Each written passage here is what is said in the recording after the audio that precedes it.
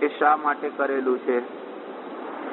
તો એનો કોઈ ચોક્કસ હેતુ હોવો જોઈએ કે જેને લઈ અને આ સૃષ્ટિનું નિર્માણ થયેલું છે, જેની આપણે 4 વાતો કરેલી.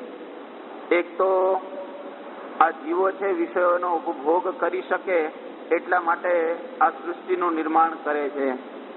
બીજી વાત કરી કે માણસ માત્ર છે એનો જ્યારે જન્મ થાય તો કોઈ સ્થાન જોઈએ, તો એના માટે પણ આ સૃષ્ટિનું નિર્માણ કરેલું છે. ત્રીજી વાત એવી કરેલી કે એક લોકમાંથી બીજા લોકની અંદર પોતપોતાના પ્રારબ્ધ પ્રમાણે જીવ જાય એના માટે પણ આ સૃષ્ટિનું નિર્માણ ભગવાન કરતા હોય છે. અને ચોથી વાત મોક્ષ માટે. પરંતુ જે અગત્યની વાત છે એ માણસ ભૂલી ગયો છે અને બાકીનું બધું એને સારી રીતે યાદ રાખ્યું છે. તો મોક્ષ માટે આ બધું જ નિર્માણ છે એ ભગવાન કરતા હોય છે.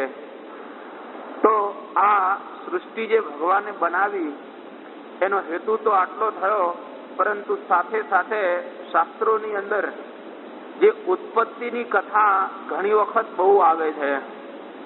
પુરાણોની અંદર એટલી બધી ઉત્પત્તિઓની કથા છે કે દરેક સ્કંધની અંદર આ સૃષ્ટિનું કંઈક નિર્માણ થાય, એનો નાશ થાય, પાછું વળી કંઈક નિર્માણ થાય. આ પ્રમાણે દરેક પુરાણોની અંદર અને દરેક સ્કંધોની અંદર એક યા બીજી રીતે વાતો આવે છે. વચનામૃતો પણ ઘણા બધા એવા છે કે જેની અંદર મહારાજે વારે વારે સૃષ્ટિ નિર્માણની વાતો કરી છે. ઉત્પત્તિની વાતો વારે વારે વચનામૃતમાં કરેલી છે. તો એકનો એક વિષય વારે વારે રિપીટેશન કરવાની જરૂર શું છે? એક વખત તમે સાંભળી લીધું કે આ પ્રમાણે સૃષ્ટિનો ક્રમ છે અને આ રીતે ઉત્પન્ન થયેલું છે, હવે બીજા દિવસે પાછી એની એ વાત કરવી એ કેટલી યોગ્ય છે? કારણ કે ઘણી વખત તો શ્રોતા એના એ હોય, શ્રોતા બદલાય નહીં.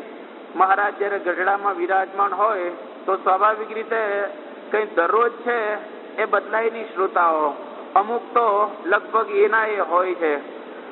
છતાં પણ શ્રીજી મહારાજે એકની એક વાતો છે એ વારે વારે વચનામૃતની અંદર કરેલી છે.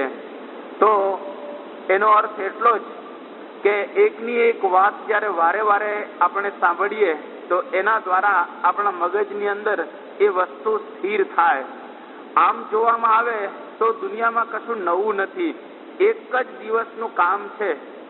આધ્યાત્મિક માર્ગમાં એક જ દિવસનું કામ છે, એટલું જ સમજવાનું છે.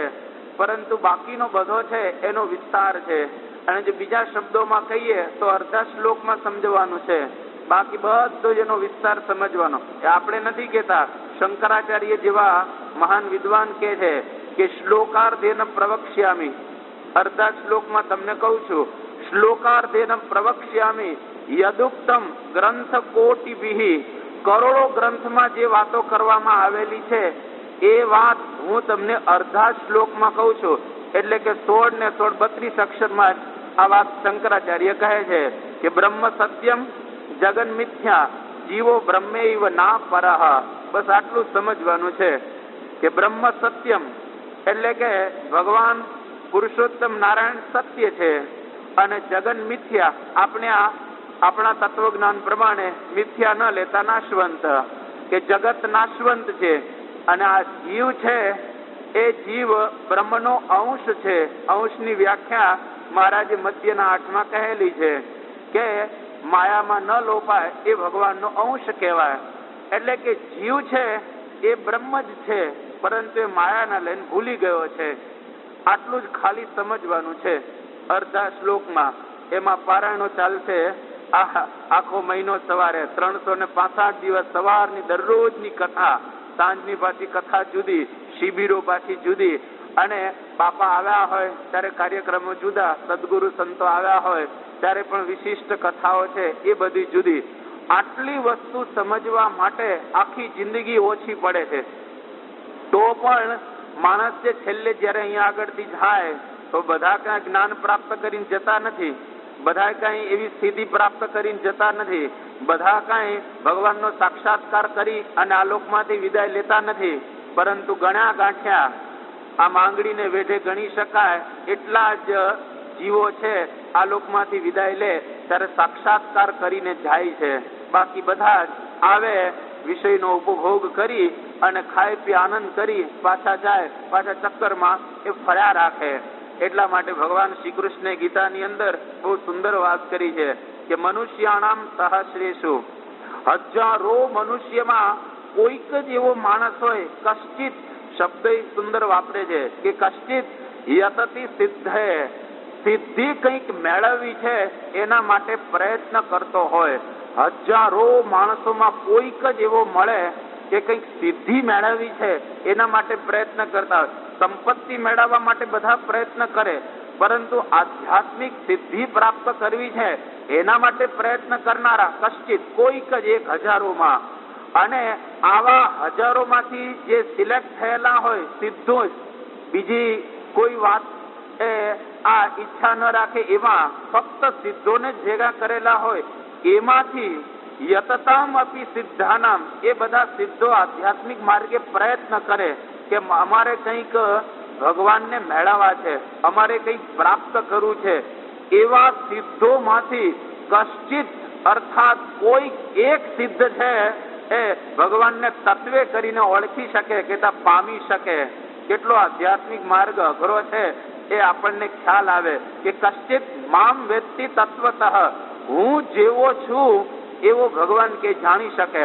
અનેક વખત જેવો છે એવો જો ભગવાનનો મહિમા આપણને સમજાય, એમનું આપણને જ્ઞાન થાય, તો પછી ભગવાન જ કહે છે કે બહુ નામ જન્મ નામ અંતે જ્ઞાનવાન મામ પ્રપદ્યતે, કે બહુ જન્મને અંતે જ્ઞાની છે એ મને પ્રાપ્ત કરી શકે. અને આ રીતે કેવું જ્ઞાન, તો કે વાસુદેવ સર્વમ ઇતિ સહમાત્મા સુદુર્લભ, વાસુદેવ પરાયણ આ બધું જ રહેલું છે, આવો મહાત્મા શોધવો સુદુર્લભ, અતિશય આ પૃથ્વી ઉપર દુર્લભ છે. ગણતરી કરે તો બહુ જ ઓછા માણસો મળે કે ખરેખર ભગવાનને પ્રાપ્ત કરવા છે અને અંતરથી એને લગ્ની લાગેલી હોય કે કંઈક મેળવવું છે. તો અહીંયા આગળ સૃષ્ટિની ઉત્પત્તિની કથા વારે વારે એટલા માટે કહેવામાં આવે છે, રિપીટેશન એટલા માટે કરવામાં આવે છે કે કોઈક વખત કોઈક દિવસે જબકારો થાય. દરરોજ સત્વગુણ હોતો નથી, કથામાં બેસીએ તો પણ કોઈક વખત તમો ગુણ હોય એટલે ઊંઘ આવે, કોઈક વખત રજો ગુણ હોય એટલે આપણને બીજા જગતના વિચારો આવે, કોઈક વખત સત્વગુણ અડધો કલાકમાં 2-5 મિનિટ આવી જાય અને એમાં કદાચ એકાદો શબ્દ જો આપણને ઉતરી જાય તો આપણા જીવનું પરિવર્તન થતું હોય છે. અને જેનું પરિવર્તન થયું છે એને એવા શબ્દો દ્વારા જ થયું છે. જો તુલસીદાસને નહીં ખ્યાલ હોય, પરંતુ એની પત્નીએ શબ્દ માર્યા અને એ વખતે સત્વગુણ વર્તતો હશે કે જૈસી પ્રીત હરામ છે વૈસી હરી સે હોય, ચલા જાય વૈકુંઠ મેં પલ્લા ન પકડે કોઈ. મારામાં જેવી પ્રીતિ છે એવી તને જો ભગવાનમાં થાય તો પછી તારું કોઈ પલ્લું પકડશે નહીં. જો એને સત્વગુણ હતો, લાગી ગયા શબ્દ, અને જો રજોગુણ હોત તો હવે રહેવા દે ને, એમ જ કેત ને, હવે રહેવા દે ને, બધું એ જ છે. પણ સત્વગુણ હતો એટલે શબ્દો લાગ્યા અને ઘર છોડ્યું. ગોપીચંદ રાજાએ એની માતાના શબ્દો સાંભળ્યા, સત્વગુણ હતો તો ઘર છોડ્યું. ભર્તૃહરિએ સત્વગુણ હતો તો ઘર છોડ્યું. જો ભર્તૃહરિ રાજાની તો વાત બરાબર, પરંતુ ભરતજીને એના વૃષભદેવ પિતા હતા એને વાત કરી, પરંતુ એ વખતે સત્વગુણ ન હતો. બાકી વાત કહેવાની બધી જ કહી દીધેલી ભગવાન એ વૃષભદેવે. 1 કરોડ વર્ષ રાજ કર્યું, ત્યાર પછી સત્વગુણ આવ્યો. 1 કરોડ વર્ષ રાજ કરે છે અને 1 કરોડ વર્ષ પછી ખ્યાલ આવ્યો કે કરવાનું આ છે. આ પ્રમાણે જેમ મુક્તાનંદ સ્વામીએ ગોંડલના હઠીસીને વાતો કરેલી, પણ એ વખતે રજોગુણ હતો, વાતો ન સમજાણી. 12 વર્ષ પછી એને અંતરદ્રષ્ટિ થઈ કે મુક્તાનંદ સ્વામીએ મને 12 વર્ષ પહેલા આ પ્રમાણે વાત કરેલી, તો 12 વર્ષ પછી પાછા વળ્યા. ત્યારે ક્યારે આપણે પાછા વળીએ એ કઈ નક્કી ન કહેવાય.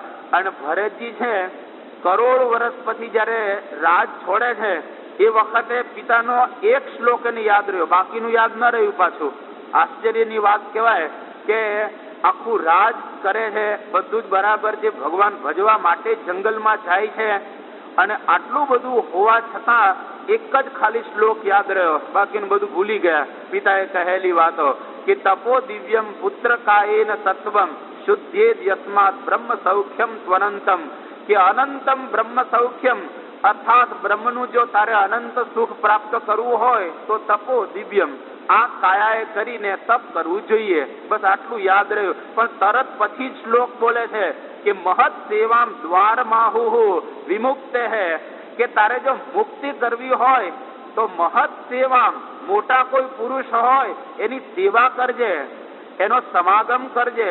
આ ભૂલી ગયા. એક શ્લોક યાદ રહ્યો, બાકીનું બધું જ ભૂલી ગયા છે.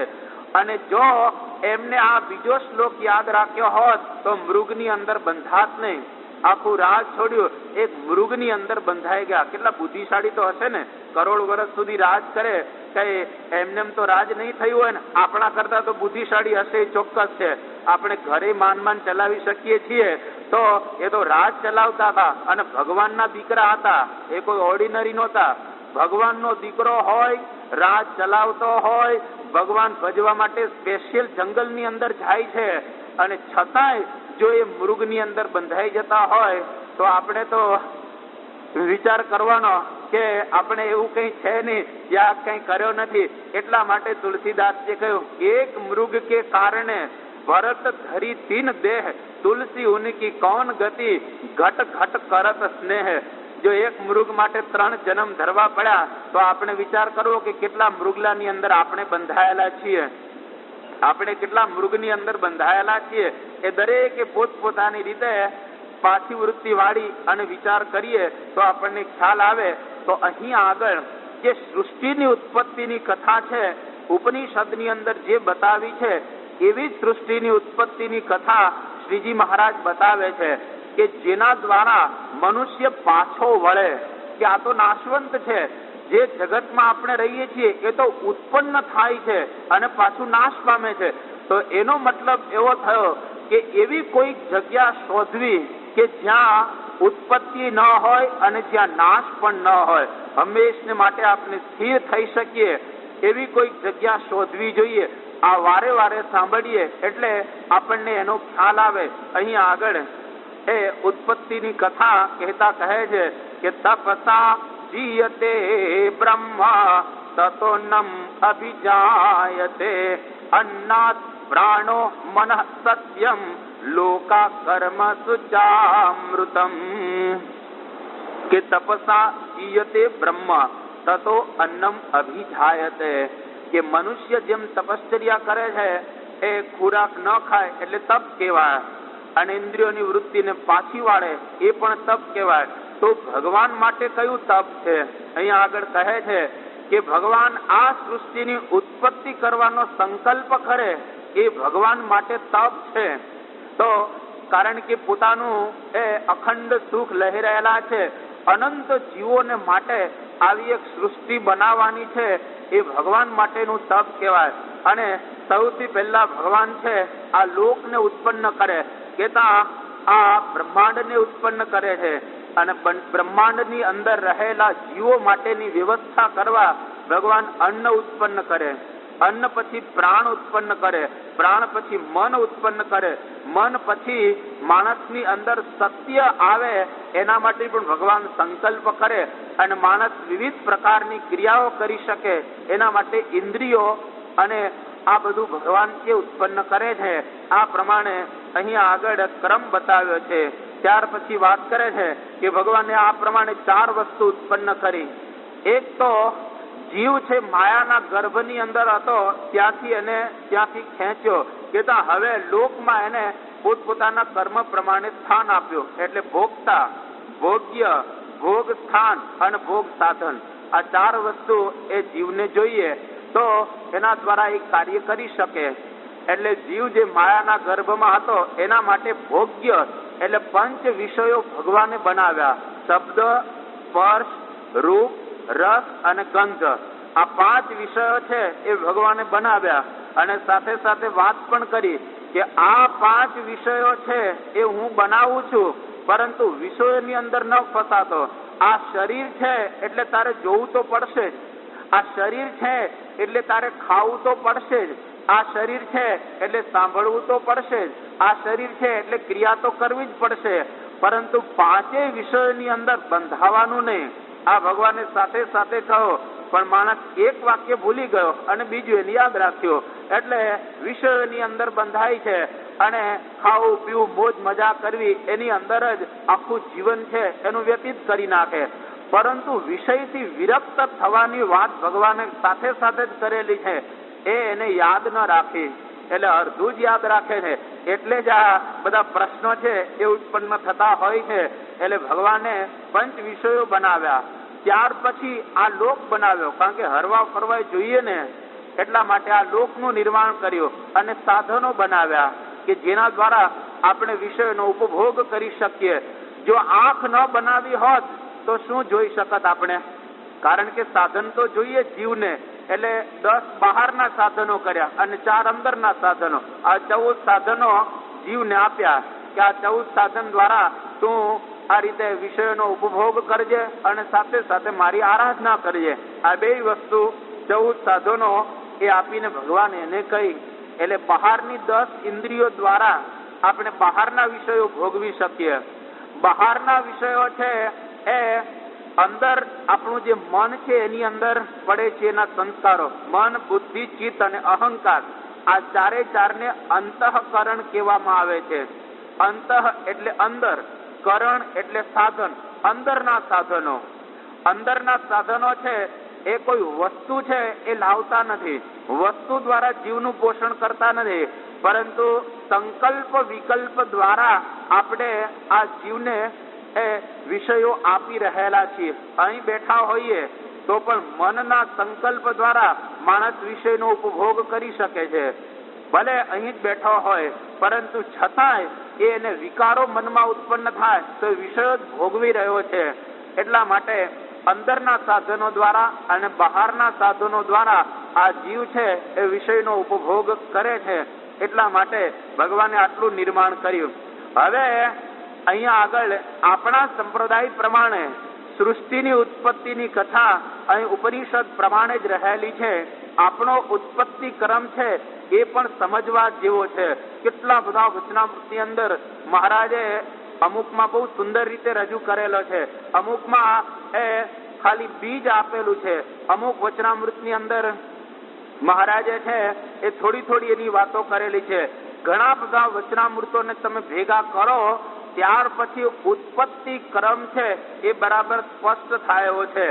અને ઉત્પત્તિ ક્રમ જો સ્પષ્ટ થયો પ્રથમના 12મા વચનામૃત પ્રમાણે, તો શ્રીજી મહારાજ એવી વાત કરે છે કે અવિદ્યાથી મુકાઈ જાય, એને પ્રકૃતિમાં કોઈ જગ્યાએ હેત ન થાય, આ સર્ગની અંદર એ કોઈ દિવસ બંધાય નહીં, આવી વાત સ્પષ્ટ રૂપમાં શ્રીજી મહારાજ છે પ્રથમના 12મા વચનામૃતની અંદર કરે છે.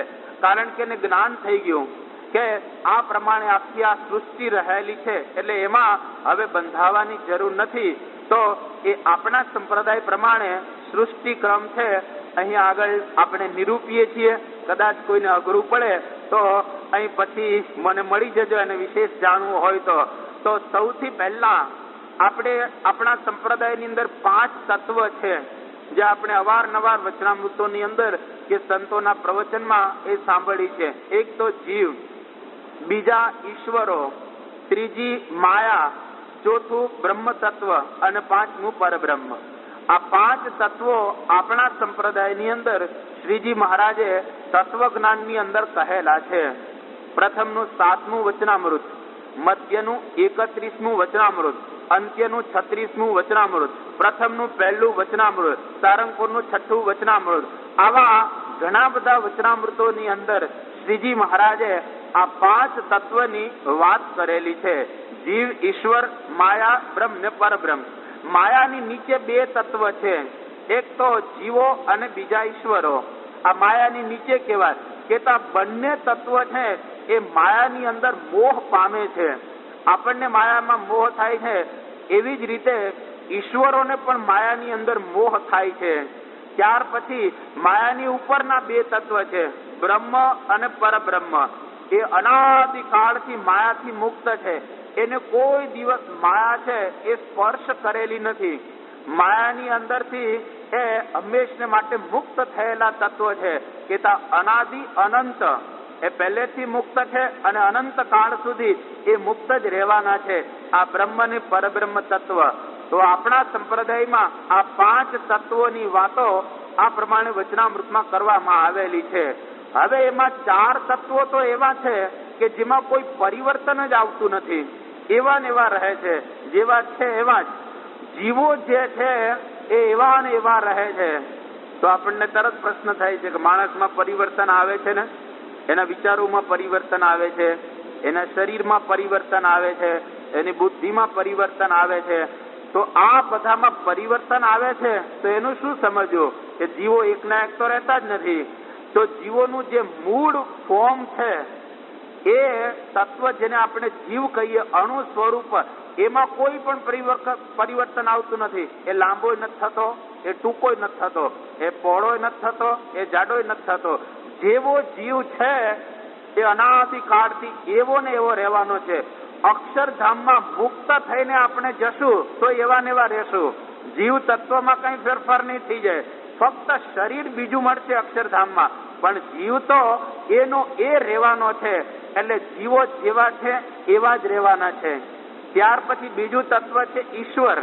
એ ઈશ્વર તત્વ છે એ ઈશ્વરો પણ એવા ને એવા જ રહે છે. એમાં પણ કોઈ પણ પ્રકારનું પરિવર્તન આવતું નથી, પરંતુ એના શરીરો બદલાય, એનું મન બદલાય, એની બુદ્ધિ બદલાય, એનો અહંકાર બદલાય છે, પરંતુ એનું મૂળ તત્વ જે ઈશ્વરોનું છે એમાં કોઈ પરિવર્તન આ રીતે આવતું નથી. આ બીજું તત્વ આપણું. બ્રહ્મમાં કોઈ પરિવર્તન નથી આવતું અને પરબ્રહ્મ છે એમાં કોઈ પરિવર્તન આવતું નથી. તો જે કઈ બદલાય છે એ શું બદલાય છે? વચ્ચેનું તત્વ માયા. આ માયા કેવી છે? તો કે પરિવર્તનશીલ માયા રહેલી છે. તો ઉત્પત્તિ શેમાંથી થાય છે? માયામાંથી થાય છે. કારણ કે 4 જણા તો ઉત્પન્ન થતા નથી, નાશ નથી થતા, જે વાત આપણા શાસ્ત્રોમાં કરેલી છે. ભગવાન કૃષ્ણે સમજાય એવો એક શ્લોક સરસ ગીતાની અંદર આપ્યો છે કે વાસાંસી જીર્ણાની યથા વિહાય નવાની ગૃહણાતિ નરોપરાણી તથા શરીરાણી વિહાય જીર્ણાની અન્યાની સંયાતિ નવાની દેહી. આ જીવ તત્વની વાત કરે છે. ઈશ્વર એની પણ વાત સમજી લેવાની કે જેમ કપડા હોય આપણા એ જૂના થાય એટલે આપણે એ કપડા છે બદલી નાખીએ, અને કપડું ફાટી જાય તો પણ આપણે એને બદલી નાખતા હોઈએ છીએ. એવી જ રીતે આ જીવ છે, દેહી એટલે જીવ, એ શરીર ઘરડું થાય એટલે શરીરને બદલે છે, અને કપડું જેમ ફાટી જાય એટલે કંઈક એક્સિડન્ટ થાય અને કોઈનું શરીર કપાઈ જાય તો પછી જીવ એમાંથી નીકળી જતો હોય છે. એટલે કપડું ફાટે અથવા તો કપડું જીર્ણ થાય એટલે આપણે જેમ બીજું કપડું બદલીએ છીએ એવી જ રીતે આ જીવ છે, શરીરમાં કંઈક આઘું પાછું થાય તો એને બદલી નાખે. વૃદ્ધ થાય એટલે આપણે જાણીએ છીએ કે ધામમાં જાય. ધામમાં જવું એટલે શું? આ પ્રક્રિયા છે, ખોડિયું બદલવું, અહીંથી બીજી જગ્યાએ જવું. જીવ મરતો નથી.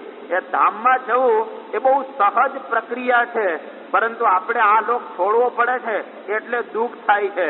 જ્ઞાનીઓ જયારે આ લોક છોડે છે ત્યારે એ લોકો હર્ષ પામતા હોય છે કે ઓહો, આ લોકમાંથી છૂટ્યા આપણે. અને આપણને આમાં આસક્તિ છે એટલે જયારે છોડવું પડે છે ત્યારે મુશ્કેલી પડે. તો આ શરીર છોડવાનું, આ 100 વર્ષ રહ્યા હોય, 50 વર્ષ રહ્યા હોય, 25 વર્ષ રહ્યા હોય, કે જેટલા દિવસ કે જેટલા વર્ષો સુધી રહ્યા હોય શરીરમાં, છોડવું પડે ત્યારે દુઃખ થાય છે.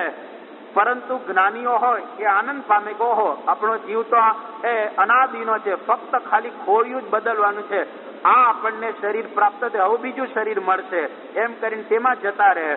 તો આ પ્રમાણે એ જીવની અંદર કોઈ પરિવર્તન આવતું નથી. એવી રીતે ઈશ્વરોમાં પણ પરિવર્તન આવતું નથી. અને બ્રહ્મ ને પરબ્રહ્મ તો બદલાય છે, માયા છે. તો માયાનો આખો આ ઉત્પત્તિ સર્ગ એ રહેલો છે એની વાત હવે આપણે અહીંયા આગળ કરી રહેલા છીએ કે અક્ષરધામ જેની વાતો આપણે સાંભળી ચૂક્યા છે. એ અક્ષરધામની અંદર અનંત કરોડો મુક્ત બેઠેલા છે. શ્રીજી મહારાજના બધા દર્શન કરે છે. અને એમાં એક અક્ષર બ્રહ્મ છે કેતા ગુણાતીતાનંદ સ્વામી. એ ગુણાતીતાનંદ સ્વામી પણ અક્ષરધામમાં શ્રીજી મહારાજના દર્શન કરી રહેલા છે. હવે તખત ઉપર બેઠેલા શ્રીજી મહારાજ એ સંકલ્પ કરે કે મારે આ સૃષ્ટિનું નિર્માણ કરવું છે, એટલે અક્ષરની સામે દ્રષ્ટિ કરે. ફક્ત દ્રષ્ટિ જ કરે છે, બીજું કઈ નથી કરતા મહારાજ. દ્રષ્ટિ કરે એટલે શ્રીજી મહારાજના મનની અંદર રહેલો સંકલ્પ છે એ અક્ષર બ્રહ્મ ઓળખી જાય કે મહારાજની એવી ઈચ્છા છે. કારણ કે એ પણ મહારાજના અંતર્યામી છે ગુણાતીતાનંદ સ્વામી, એટલે સમજી જાય કે શ્રીજી મહારાજની એવી ઈચ્છા છે કે હવે સૃષ્ટિનું નિર્માણ થાય. એટલે ગુણાતીતાનંદ સ્વામી છે એ પોતે અનંત કરોડો મુક્તો બેઠેલા હોય, કોઈ પણ એક મુક્તની સામું જુએ. આમ તો અક્ષરધામમાં કોઈની સામું જોતા જ નથી. વેદરસની અંદર મહારાજે કહ્યું કે ઉત્તમ જે છે એ તો ફક્ત પુરુષોત્તમ નારાયણની મૂર્તિને જ અક્ષરધામમાં જુએ. કારણ કે મૂર્તિમાંથી એટલો આનંદ આવે છે, એ આનંદની વાતો આપણે પછી કરીશું. પણ અહીંયા આગળ એ ગુણાતીતાનંદ સ્વામી ઉભા થાય અને એ કોઈ પણ એક મુક્તની સામું જુએ, અક્ષરધામમાં જે બેઠેલા હોય એમાંથી. અને એ મુક્ત છે મહારાજની મૂર્તિના દર્શન કરી રહેલો હોય, એને બદલે ગુણાતીતાનંદ સ્વામીની સામે દ્રષ્ટિ કરે. અને સામે દ્રષ્ટિ કરે એટલે સમજી જાય કે અત્યારે શ્રીજી મહારાજની એવી ઈચ્છા છે કે આ સૃષ્ટિનું નિર્માણ થાય. તો એ મુક્ત છે અક્ષરધામનું, એ કહેતા શ્રીજી મહારાજનું સુખ લઈ રહેલો છે. અને એ મુક્ત અક્ષરધામનો એક મહામાયાની સાથે જોડાશે.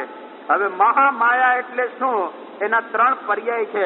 એક તો પ્રકૃતિ એને કહેવામાં આવે છે, મૂળ માયા કહેવામાં આવે છે, અથવા તો મહામાયા. આવા ત્રણ શબ્દ વચનામૃતમાં પર્યાય રૂપે વાપરેલા છે. તો મહામાયા કેવી છે? તો કે સ્ત્રીના આકારે રહેલી છે મહામાયા. મહામાયાને જો બીજી રીતે સમજવી હોય તો એક સ્ત્રી છે જે પદાર્થ રૂપમાં રહેલી છે, જળ પદાર્થના રૂપમાં રહેલી એક સ્ત્રી, એવી કલ્પના દરેક વેદાંતની અંદર કરેલી છે. અને શ્રીજી મહારાજે પણ પોતાના વચનામૃતની અંદર આવી આ કલ્પના કરેલી છે. મહામાયાનો આકાર સ્ત્રી જેવો કલ્પ્યો છે. અને પેલો અક્ષરધામમાં જે પુરુષ હોય, જે પુરુષને અક્ષર પુરુષ પણ કહેવાય, મૂળ પુરુષ પણ કહેવાય, અક્ષર પુરુષ અથવા તો એવા એના નામ છે મુક્ત પણ એને કહેવાય. આ મુક્ત અક્ષરધામમાં શ્રીજી મહારાજનું સુખ લઈ રહ્યો છે. એને બદલે હવે એ માયાની અંદર જોડાય એટલે ફક્ત સંકલ્પ કરે છે. એને જો સુખમાં કોઈ પણ પ્રકારનો ફેરફાર નથી, એને સુખ તો એવું જ આવે છે મહારાજની મૂર્તિનું. ફક્ત માયા જે સ્ત્રી છે એની સાથે આમ જોડાય છે સંકલ્પ દ્વારા. સ્ત્રીને પુરુષ લોકમાં જોડાય છે એવી રીતે નથી જોડાતો, પરંતુ સંકલ્પ દ્વારા એ માયાની સાથે જોડાય છે. હવે જોડાય એટલે શું થાય?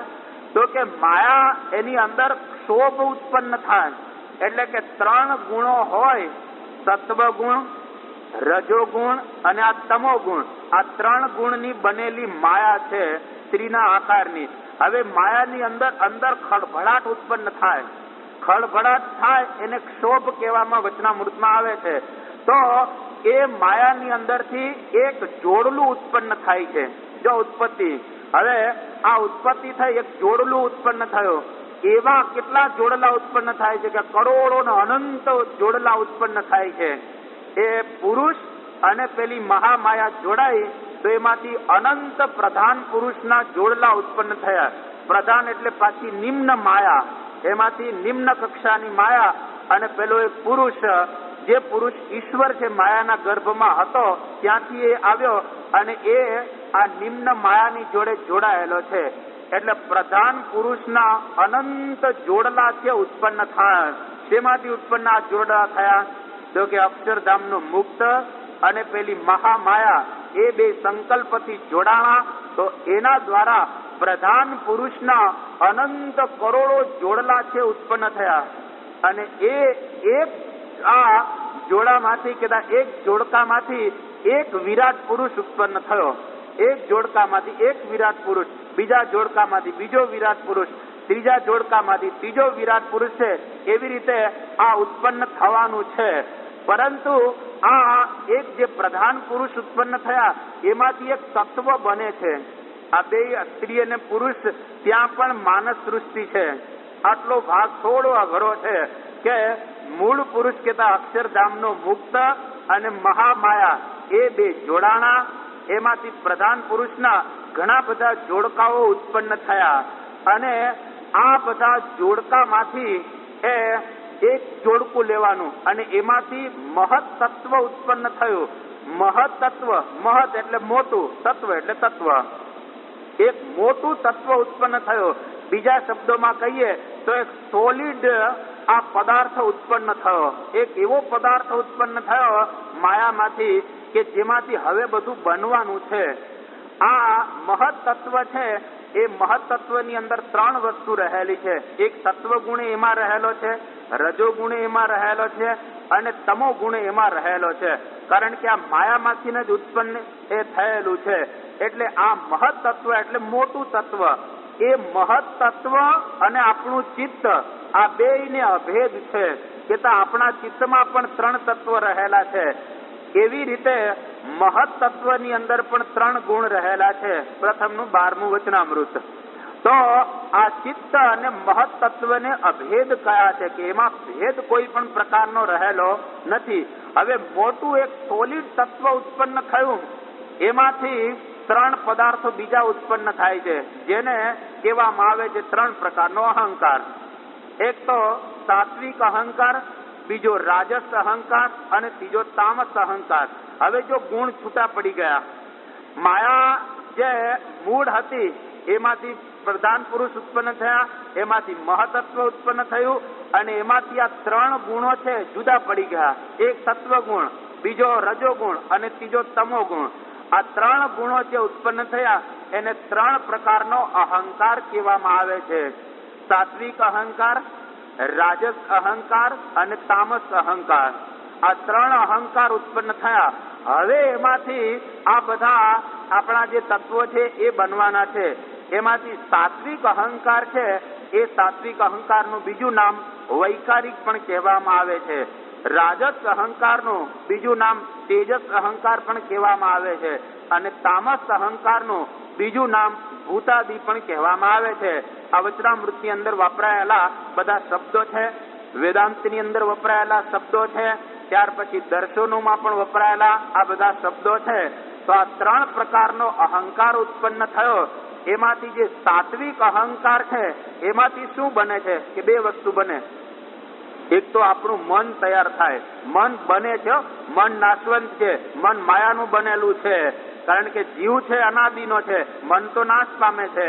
તો મન છે એ સાત્વિક અહંકારમાંથી એની ઉત્પત્તિ થાય. એટલે મનમાં સત્વગુણ પ્રધાન હોય.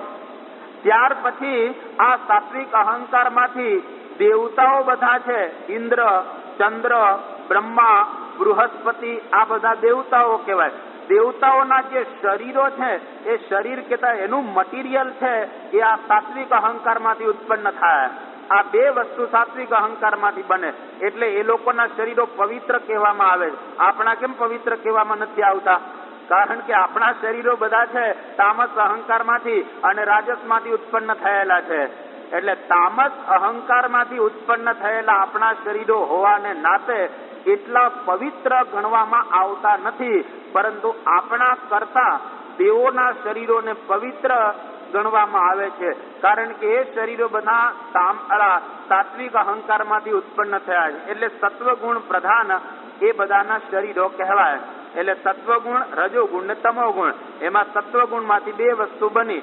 એક તો મન અને બીજી વસ્તુ આ જે ઇન્દ્રાદિક દેવોના શરીરો. અને ત્યાર પછી આવ્યો રજોગુણ. રજોગુણ છે એમાંથી પણ ત્રણ વસ્તુ બને છે. કેતા રાજસ અહંકારમાંથી એક તો 10 ઇન્દ્રિયો આપણી બને. આ શ્રોત્ર, ત્વચ, ચક્ષુ, રસના અને ઘ્રાણ, આ વાક, પાણી, પાદ, વાયુ ને ઉપસ્થ, આ 10 ઇન્દ્રિયો એ રાજસ અહંકારમાંથી બને. ત્યાર પછી બીજી વાત કરે છે કે આપણી બુદ્ધિ જે અંદર રહી છે એ બુદ્ધિ પણ એમાંથી ઉત્પન્ન થાય છે. જો પદાર્થના રૂપમાં છે, આપણે જોઈ શકતા બુદ્ધિ નથી, પણ એકચ્યુઅલી જે બધા ઋષિઓ છે જેને આ પ્રકારની સ્થિતિ પ્રાપ્ત થયેલી હોય એ મનને જોઈ શકે, એ બુદ્ધિને જોઈ શકે, કારણ કે પદાર્થના રૂપમાં જ છે, પરંતુ એટલી સૂક્ષ્મ છે કે વસ્તુ નરી આંખે જોઈ શકાય એવું છે નહીં, કોઈ માઇક્રોસ્કોપથી પણ જોઈ શકાય એવું છે નહીં. તો મન, બુદ્ધિ વગેરે આ પદાર્થ, કારણ કે માયામાંથી ઉત્પન્ન થયેલા છે. તો એક આ બીજી બુદ્ધિ ઉત્પન્ન થઈ રાજસ અહંકારમાંથી, અને ત્રીજી વસ્તુ એ પ્રાણ બને છે. આપણા જે પ્રાણ છે એ 5 ને 5 10 પ્રાણ કહેવામાં આવે છે. આ 10 પ્રાણ છે એ પણ રાજસ અહંકારમાંથી ઉત્પન્ન થાય છે. અને ત્યાર પછી તામસ અહંકાર છે. તામસ અહંકારમાંથી સૌથી પહેલા શબ્દ તન્માત્રા બની. તન્માત્રા એટલે શું? તો તરત આપણને પ્રશ્ન કે તન્માત્રા એટલે બીજ નાનકડું, જેમાંથી આકાશ આખું ઉત્પન્ન થાય. આકાશ છે શબ્દ તન્માત્રામાંથી ઉત્પન્ન થાય છે. અને એ આકાશ ઉત્પન્ન થાય એમાંથી વાયુની તન્માત્રા ઉત્પન્ન. તન્માત્રા એટલે બીજ. જેમ નાનકડું બીજ હોય એમાંથી આખો વડલો બને. હવે જયારે જમીનમાં આપણે બીજ વાવીએ ત્યારે કે આખો વડલો એની અંદર હોય નહીં, પરંતુ સૂક્ષ્મ રૂપમાં એની ડાળીઓ, એના પાંદડા, એનો રસ બધું જ બીજની અંદર રહેલું છે, પરંતુ દેખાતું નથી. દેખાતું એમાં કઈ નથી. તમે વાવો ને ધીરે ધીરે પોષણ કરો એટલે પાંદડા નીકળે, એની ડાળીઓ પણ આવે, બધું થઈ જાય. એનું કારણ કે અંદર બીજમાં પડેલું છે. એ જો બીજમાં ન હોત તો એ ડાળીઓ છે એમાંથી ઉત્પન્ન ન થાત. તો અહીંયા આગળ એ તામસ અહંકારમાંથી શબ્દ તન્માત્રા ઉત્પન્ન થઈ, એમાંથી આકાશ આખું બન્યું, આ બધું મોટું. અને આકાશમાંથી વાયુની તન્માત્રા ઉત્પન્ન થઈ, એમાંથી આ બધો વાયુ બન્યો. અને એમાંથી તેજની તન્માત્રા ઉત્પન્ન થઈ, એમાંથી આખું તેજ બન્યું, અગ્નિઓ બધા. એમાંથી આ રીતે જળની તન્માત્રા ઉત્પન્ન થઈ, એમાંથી આખું જળ છે આ પૃથ્વી પર બનેલું છે. 71% પાણી છે અને 29% જ પૃથ્વીનો ભાગ છે. આટલું બધું પાણી ફક્ત એક નાનકડી તન્માત્રામાંથી ઉત્પન્ન થયું છે. એટલે કે આકાશ વગરની જે સોલિડ પદાર્થ કહેવાય એમાંથી આ બધું ઉત્પન્ન થયું છે. અને જળની અંદર ગંધ નામની તન્માત્રા રહે, એ ગંધમાંથી આખી આ પૃથ્વી છે એ ઉત્પન્ન થઈ. તો આ તામસ અહંકારમાંથી આટલું ઉત્પન્ન થયું. રાજસ અહંકારમાંથી 10 ઇન્દ્રિયો, બુદ્ધિ ને પ્રાણ ઉત્પન્ન થયા. સાત્વિક અહંકારમાંથી મન, અને આ રીતે ઇન્દ્રાદિ દેવોના શરીર ઉત્પન્ન થયા. આટલું બધું ઉત્પન્ન થઈ ગયું. એ બધાને ભેગું કરો એટલે આ વિરાટ નારાયણ, એટલે આખું આ બ્રહ્માંડ, જેને વિરાટ નારાયણનું આપણે સ્વરૂપ કહીએ છીએ. અને આ વિરાટ નારાયણની અંદર એ ઈશ્વરનો એ જીવ છે એ અંદર આવી જાય એટલે આ બ્રહ્માંડ પણ હાલતું ચાલતું છે. એને પગ છે બ્રહ્માંડને. આપણે જેમ હાથ ને પગ છે એવી રીતે આ બ્રહ્માંડ છે, પરંતુ એટલું મોટું છે કે એની કોઈ કલ્પના કરી શકીએ એમ છીએ નહીં.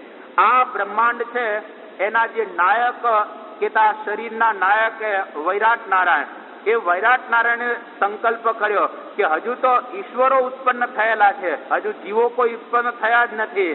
અને આ બ્રહ્માંડ આખું ખાલી રહેલું છે, હવે જીવોને ઉત્પન્ન કરવા છે. એટલે વૈરાટ નારાયણે 3 દેવોને ઉત્પન્ન કર્યા. એની નાભીમાંથી આ રીતે બ્રહ્માજી ઉત્પન્ન થયા. અને એના લલાટમાંથી શંકર ભગવાન કહેતા મહેશ ઉત્પન્ન થયા. અને એના હૃદયમાંથી વિષ્ણુ ભગવાન ઉત્પન્ન થયા. બ્રહ્મા, વિષ્ણુ અને મહેશ એ 3 ઉત્પન્ન થયા.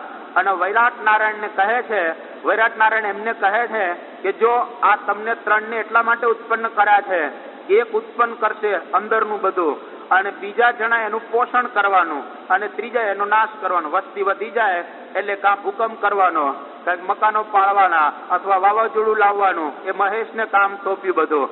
તો શંકર ભગવાન તમારે આ કામ કરવાનું. વસ્તીનો વધારો થાય એટલે તમારે ધ્યાન રાખવાનું, કંટ્રોલ બધો તમારા હાથમાં. અને ક્યારે કોને મારી નાખવા, પ્લેન એક્સિડન્ટ થાય કે જે કંઈ કરવાનું હોય એ બધું તમારે કરવાનું. વિષ્ણુ ભગવાનને એવું સોંપ્યું કે તમારે બધાને પોષણ આપવાનું, ખાઈ પી આનંદ કરે, વિષયોનો ઉપભોગ કરે, ઇધરથી ઉધર ફરે, એ બધી તમારે વ્યવસ્થા સંભાળવાની. અને બ્રહ્માજીને કહ્યું કે તમારે બધાને ઉત્પન્ન કર્યા રાખવાના. અને બ્રહ્મા ઉત્પન્ન કર્યા રાખે, આ પોષણ કરે ને નાશ કરે. આ 3 દેવોને કાર્ય સોંપી દીધું. અને એમાંથી બ્રહ્મા જે ઉત્પન્ન થયા એની નાભીમાંથી, જેવા બ્રહ્મા ઉત્પન્ન થયા એને વિચાર થયો કે મારું ઉત્પત્તિનું સ્થાન શું છે, જરા જોઈએ તો ખરા. તો એ જે નાળમાંથી ઉત્પન્ન થયા, પેલા છોકરાને નાળ હોય ને જ્યારે ઉત્પન્ન થાય ત્યારે. તો એવી રીતે બ્રહ્માજી ઉત્પન્ન થયા વૈરાટ નારાયણની નાભીમાંથી. આ તો એવા સમયની અંદર પેલો જે દાંડો હોય એની અંદર બ્રહ્માજી છે 100 વર્ષ સુધી આમ તપાસ કરવા જાય છે કે ભાઈ ક્યાંથી હું ઉત્પન્ન થયો છું. બ્રહ્માજી 100 વર્ષ, આપણા નહીં, દેવતાના 100 વર્ષ, એમના પણ નહીં, કારણ કે એમની 100 વર્ષની તો આયુષ્ય હોય છે બ્રહ્માજીની. એટલે દેવતાના 100 વર્ષ સુધી બ્રહ્માજી જ્યાંથી ઉત્પન્ન થયા એનો તપાસ કરવા માટે ગયા. અને તપાસ કર્યા આપણા 10,000 વર્ષ થાય તો પણ એ નાળનો અંત ના આવ્યો કે ક્યાંથી હું ઉત્પન્ન થયો. એટલે કંટાળી ગયા કે હવે કઈ આનો અંત લેવાની જરૂર નથી. એટલે બ્રહ્માજી કે મારે આ શું કર્યું. એટલે બ્રહ્માજીને આ અવાજ આવ્યો કે તપ તપ તપ, 3 પ્રકારે અવાજ કે તપ કરો તપ કરો તપ કરો. હવે બ્રહ્માજી કહ્યું કે તપ કરો એટલે શું. તો એ પ્રમાણે સૃષ્ટિ ઉત્પન્ન કરવાનો ભગવાનનો સંકલ્પ છે એ એમને જાણ્યો. અને ત્યાર પછી બ્રહ્માજીએ પોતાના માનસ પુત્રો 10 ને ઉત્પન્ન કર્યા. 10 એમના પુત્રો કહેવાય. માનસ પુત્રો એટલે મન દ્વારા ઉત્પન્ન થયેલા પુત્ર. સંકલ્પ કરે ને પુત્રની ઉત્પત્તિ થાય. પેલાના વખતમાં આવું હતું. હવે આ રીતે એ સૃષ્ટિ બદલાઈ ગયેલી છે. તો બ્રહ્માજી છે એમને માનસ પુત્રો આ ઉત્પન્ન કર્યા 10. એમાં ભૃગુ, પુલસ્ત્ય, પુલહ, ક્રતુ, અંગીરા, મરીચી, યક્ષ, અત્રિ, વશિષ્ઠ અને અથર્વા. આ 10 પુત્ર બ્રહ્માજીએ માનસ ઉત્પન્ન કર્યા. એમાં એક પુત્રને જ ફક્ત કાર્ય સોંપ્યું કે તારે જ હવે સૃષ્ટિનું નિર્માણ કરવાનું છે, બાકી 9 ને કાર્ય સોંપેલું નથી. એમાંના એક મરીચી ઋષિ હતા. એ મરીચીને કહ્યું કે તારે હવે આ સૃષ્ટિનું નિર્માણ કરવાનું છે. તો એ મરીચી ઋષિ છે એમાંથી માનસ પુત્ર એક કશ્યપ ઋષિ ઉત્પન્ન થાય છે. અને કશ્યપ ઋષિ એ દિતિ અને અદિતિની સાથે લગ્ન કરે છે. એમાં દિતિમાંથી એ બધા દાનવો ઉત્પન્ન થયા અને અદિતિમાંથી આ દેવો ઉત્પન્ન થયા. અને ત્યાર પછી કશ્યપ અને દિતિ થકી માનવો અને આ રીતે સ્થાવર જંગમ સૃષ્ટિ છે એ ઉત્પન્ન થાય. તો આ પ્રમાણે આ સૃષ્ટિની ઉત્પત્તિની કથા રહેલી છે. અને આ સૃષ્ટિ તો આખી એ બની ગઈ છે. અક્ષરધામમાંથી સંકલ્પ થયો અને ત્યાંથી અક્ષર બ્રહ્મ, અક્ષર મુક્ત માયાની જોડે જોડાયેલો. ત્યારથી પ્રધાન પુરુષ ઉત્પન્ન થયા, એમાંથી મહતત્વ ઉત્પન્ન થયું, એમાંથી વૈરાટ પુરુષ ઉત્પન્ન થયા, એમાંથી બ્રહ્મા વિષ્ણુ અને મહેશ ઉત્પન્ન થયા, એમાંથી એક બ્રહ્માજી, બ્રહ્માજીમાંથી કશ્યપ ઉત્પન્ન થયા. કશ્યપ છે એના દિતિ ને અદિતિ, એમાંથી દેવો ને દાનવો અને માનવો આ બધા ઉત્પન્ન થયા. તો આ પોતપોતાના સ્થાન પ્રમાણે એ બધા છે એ ગોઠવાઈ ગયા. પોતપોતાના સંસ્કાર પ્રમાણે માયાના ગર્ભમાં બધા હતા ત્યાંથી એને આમ ગોઠવી આપ્યા. અને સાથે સાથે આ શાસ્ત્રો પણ આપ્યા કે હવે તમે વાંચજો. અને મેં જે કઈ વાતો કરેલી છે આ સૃષ્ટિ ઉત્પન્ન કરવાની, તો એ કહે છે કે આ સૃષ્ટિ તો નાશવંત છે, એક વખત નાશ પામી જશે, માટે હવે તમે ભગવાનની આરાધના કરજો. આ પ્રમાણે સાથે સાથે આપણને શાસ્ત્રો આપ્યા. પણ પહેલી વખત શાસ્ત્રો સાંભળીએ, આજે જેમ પહેલી વખત ઉત્પત્તિ સર્ગ સાંભળતા હોઈએ, જો વારે વારે સાંભળો તો આપણને ખ્યાલ આવે. પરંતુ પહેલી વખતે કોઈ વસ્તુ સાંભળીએ એટલે સમજી લેવાનું કે પ્રથમ પાઠે પુસ્તક શુદ્ધિ. પહેલી વખત કોઈ પણ પુસ્તક તમે વાંચો ને, જીવન ચરિત્રો પણ, મહારાજનું જીવન હોય કે ગુણાતીતાનંદ સ્વામી, કેટલા સરળ જીવન ચરિત્રો તો કહેવાય. પરંતુ છતાંય પહેલી વખત આપણે વાંચીએ ને તો પુસ્તક શુદ્ધિ થાય. ફક્ત પુસ્તકની શુદ્ધિ, કે આમાં આ ક્યાંય રસ્વ દીર્ઘની ભૂલ રહી ગઈ હોય, અથવા તો બીજું કંઈક આગુ પાછું રહી ગયું હોય, ઇન્ડેક્સ બાકી રહી ગયો કે કંઈ ભૂલાઈ ગયું હોય, પુસ્તકની શુદ્ધિ થાય. બીજી વખત એનું એ પુસ્તક તમે વાંચો એટલે દ્વિતીયા વૃત્તો કિંચિત બુદ્ધિ. બીજી વખત પુસ્તક વાંચો એટલે થોડીક બુદ્ધિ તમને થાય. આખું વચનામૃત એક વખત વાંચી જવાનું, વિચાર્યા વગર જ વાંચવાનું, કઈ વાંધો નહીં, પુસ્તક શુદ્ધિ થશે. બુક સ્ટોલ માંથી લેવાનું પેલા, અને ત્યાર પછી ઘરે જઈને વાંચવાનું, બીજા જીવન ચરિત્ર વગેરે. એટલે તમારું પુસ્તક શુદ્ધ થઈ ગયું. 262 વચનામૃત વાંચ્યા એટલે બીજી વાર એનું એ વચનામૃત વાંચવાનું, એટલે કિંચિત બુદ્ધિ, થોડીક બુદ્ધિ થાય કે આવું કંઈ કહેવા માંગે છે. એક્ઝેક્ટ નહીં સમજાય બીજી વખતે પણ.